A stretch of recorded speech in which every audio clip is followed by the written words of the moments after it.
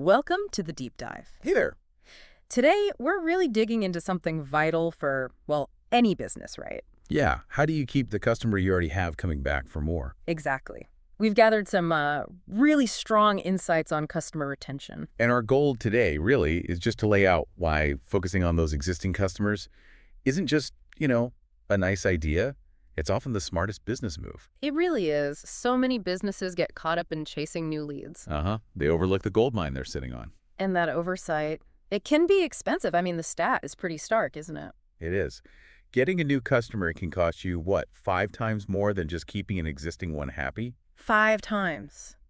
Just let that sink in for a second. Think about the resources, the effort. Precisely. It's all about efficiency, really.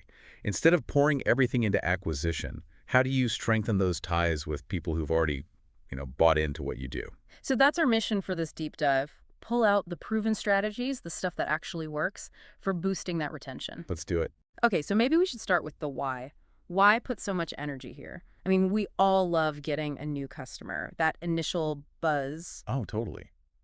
But the long-term payoff of retention, it's huge, financially speaking, often way more than people realize. Okay, like how? Well, think about this stat. Mm-hmm. Repeat customers, on average, spend something like 67% more than brand new ones. 67%? Wow. Yeah, that's a massive difference over time, It's about that long-term customer value. Okay, so it's not just saving money on getting them in the door, it's that they actually spend more once they're loyal. Exactly right. Mm-hmm. And then there's the impact on pure profit.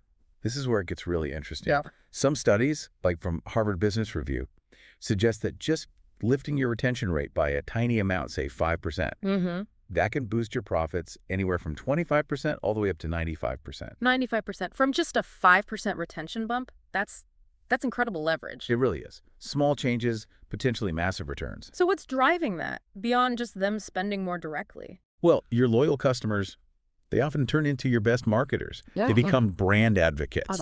Word of mouth. Exactly. Yeah. They tell their friends, their family, their colleagues, and those referrals, they're gold. People trust recommendations from people they know way more than like a random ad. Right. It's got that built-in trust factor. So happy customers basically become this unpaid, really effective marketing team. You got it. Makes total sense when you think about it that way. Okay, so the why is clear.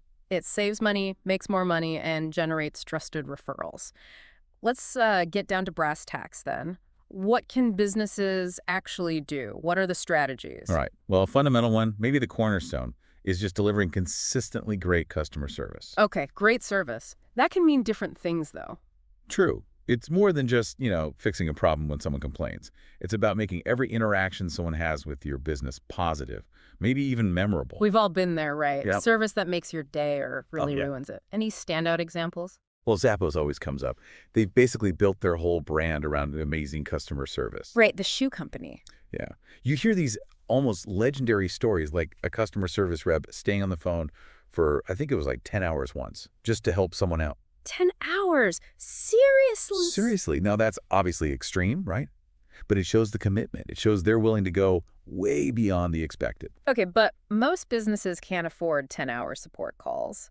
What's the takeaway for, say, a smaller company? The core principle is empowering your team.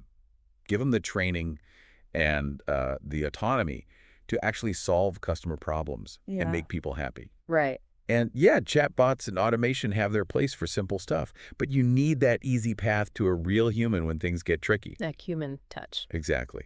And sometimes it's the really simple things, like your local coffee shop, remembering your usual order. Yeah. That little bit of personalization, it makes you feel seen, build loyalty. That's a great point. Doesn't always have to be super high-tech. Okay, so stellar service is key. What else is in the playbook? Another really powerful tool is a good loyalty program. The points cards and apps. Yep. Basically rewarding people for sticking with you. It gives them a clear, tangible reason to choose you again instead of a competitor. We all have wallets full of those cards, though. What makes one actually effective versus just annoying? True. Look at Starbucks rewards, maybe. It's pretty successful. Yeah, people seem to love their stars. Right. Because you earn points, the stars, with every purchase, and then you trade them in for free drinks, food, whatever. It directly rewards you for coming back. The key is offering perks your customers genuinely find valuable. So it needs to feel like a real benefit, not just like 5% off after spending a fortune. Exactly. Could be points, sure. Or maybe exclusive discounts just for members, early access to sales or new products. Ooh, early access is good. Yeah. Or even special experiences. Think about like a local gym offering a free personal training session after you hit 10 visits or something.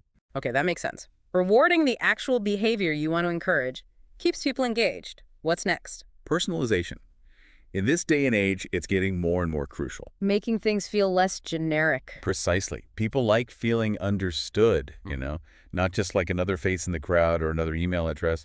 They appreciate it when a business seems to get their specific needs or tastes. We definitely get bombarded with generic stuff constantly. So how do businesses cut through that? How do they personalize effectively?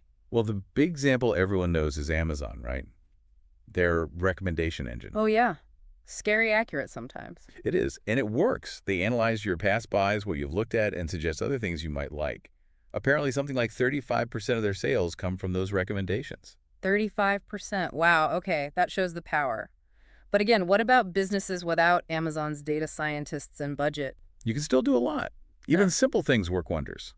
Just using a customer's first name in an email, "Hi, Sarah," instead of "Dear Customer," makes a difference. Seems basic, but yeah. Or segmenting your emails. So based on what people bought before, send them relevant offers like, hmm "Hey, name, you bought these hiking boots, thought you might like these new waterproof socks." Feels much more relevant, right? Definitely. Or a simple birthday discount from, say, a skincare brand. It's easy, automated usually, but it makes the customer feel a little bit special, acknowledged. Those are good practical tips. It's really about showing you're paying attention to them as an individual. Okay, what about asking for feedback? How important is that loop? Oh, absolutely critical. You have to ask for feedback, and more importantly, you have to act on it. Right. It does two things. One, it helps you improve your business, obviously. Two, it shows customers you actually value their opinion, which builds trust and loyalty. We all get those survey emails. How did we do? Do they really make a difference? Do companies listen? The good ones do. Think about Slack. They're often pointed to as a company that really grew by listening intently to what their users were saying. Ah, the collaboration tool. Yeah. Yeah. They actively took user suggestions and built them into the product. That makes users feel invested, like they're part of the evolution. So how should businesses gather feedback effectively, besides just generic surveys? Well, short focus surveys can work, asking specific things like, what's one thing we could do better? But the key part really is showing you're listening. How do you show that? Respond to online reviews, good and bad. Publicly thank people for positive feedback and address concerns and negative ones thoughtfully. That shows you're engaged. Okay. And a tangible example, maybe at a restaurant changing a menu item because lots of customers suggested it or didn't like it. That's clear proof that feedback isn't just going into a black hole. That makes perfect sense. It closes the loop. It's not just collecting data. It's demonstrating that their voice actually leads to change. Brilliant. Okay, one last strategy. What's a final impactful thing businesses can do? Don't underestimate the power of surprise and delight. Surprise and delight. Sounds fun. It is. It's about those little, unexpected, positive things that go beyond the basic transaction.